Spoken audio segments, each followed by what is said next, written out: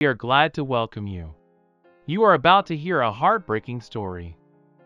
Famous psychologist John Walker, at the end of the video, will comment on the story of the main character and give professional counseling. I was working the overnight shift as a pressman for a small morning edition newspaper near home. My crew and I had just finished printing that day's paper, and we had a gap in the production schedule at about 2:00 a.m. We weren't going to have anything to print until the morning shift came in.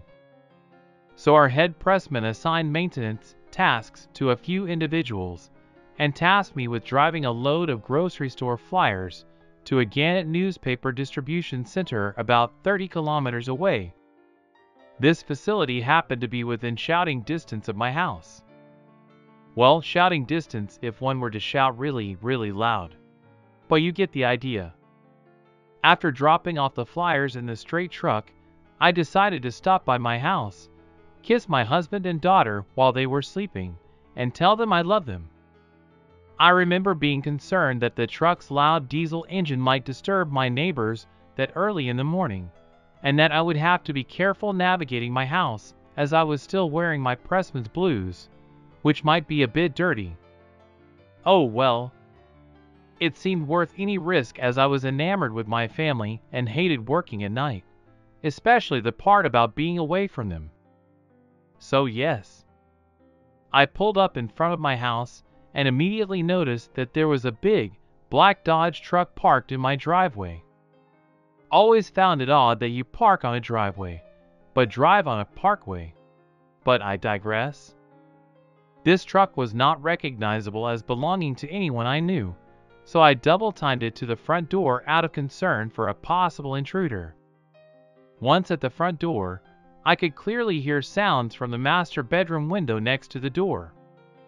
Sounds I recognized as my husband while engaged in coitus with someone else, but with some other person grunting and moaning along. What to do? Noticing that the front door was ajar, I sprang into action. Gently as was prudent, I kicked the door the rest of the way open and said loudly, "Honey, I'm home," in a really sarcastic tone. Think William H. Macy in the movie Pleasantville. If you have not seen it, it's worth a look. The ensuing chaos was mildly hilarious. A blur of naked male buttocks streaked from my bedroom to the bathroom, then closed and locked the door. I looked in the bedroom at my husband. They were sitting up in bed covered neck down with a sheet, sobbing and saying they were sorry over and over, like something out of a bad television show. I said as calmly as I could, "I'm going to see your guest out, then I have to get back to work. For now, be a parent to our child. We'll talk in a few hours." Then, I picked up a pair of pants from the floor that were obviously not mine and closed the door, my husband now becoming slightly hysterical. Now, the part one regret to this day.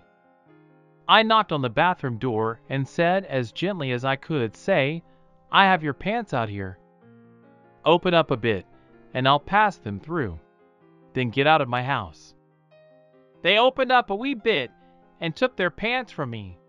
Then, about a minute later, they opened the door. Pow! I sucker punched the person in the mouth the second their face came into view, drawing blood immediately. A look of shock appeared on the person's face as if to say, "What? I didn't do anything." I retorted, "Leave now. Call the police if you must, but do it somewhere else." They never did. Turns out, they were a coworker at my spouse's place of employment and were also married, so they didn't want their spouse to find out. It is, and was, against my nature to use violence in an offensive manner. At the time, I rationalized it as being self-defense, an intruder in my home. But that's nonsense. They didn't take anything my spouse did not give up willingly. I was simply responding to the turmoil of emotions, and that awful pain of heartbreak clawing my chest apart. Still not okay. I wish none of that evening had happened, but most of all, I wish I hadn't hit the person. They left, and so did I. Drove the company truck back to Green Bay, ears burning, bawling like a child the whole way. My first broken heart, but not the last. The person I had pledged my love and fidelity to had hurt me in a way I had only heard about before that night. Heartbreak was not a real thing to me until I felt it for myself. Wow. It's real after all. Pains in the chest and sick to the stomach, the total package.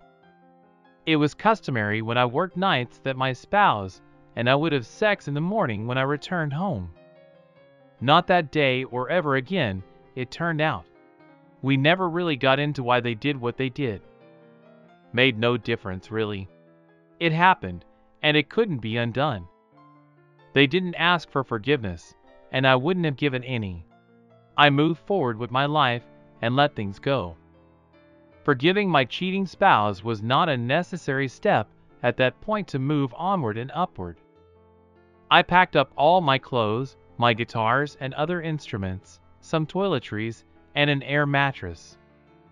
Told my spouse that our marriage was over and left.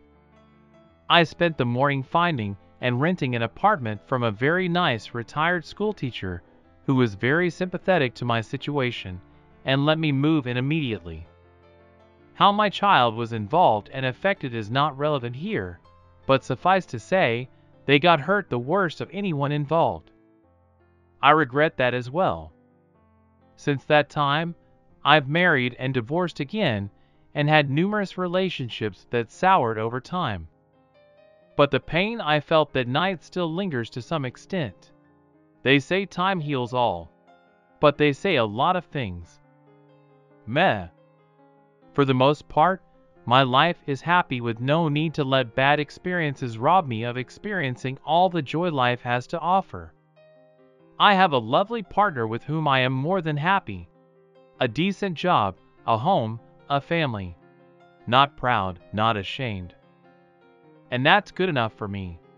Psychologist John Walker gave professional counseling to the protagonist. The story depicts a deeply emotional and painful experience of discovering infidelity.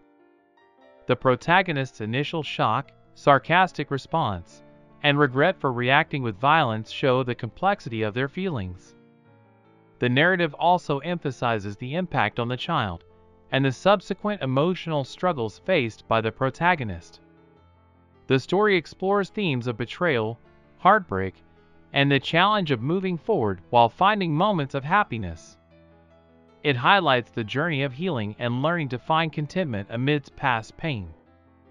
As a psychologist, my advice would be to focus on healing and self-care. Acknowledge your emotions and allow yourself to process the pain of the betrayal. Seek support from friends, family, or a therapist to sort through your feelings. Practice forgiveness, not for the sake of the other person, but for your own peace of mind. Engage in activities that bring you joy and help rebuild your self-esteem. Remember that recovery takes time, so be patient with yourself while you deal with difficult emotions.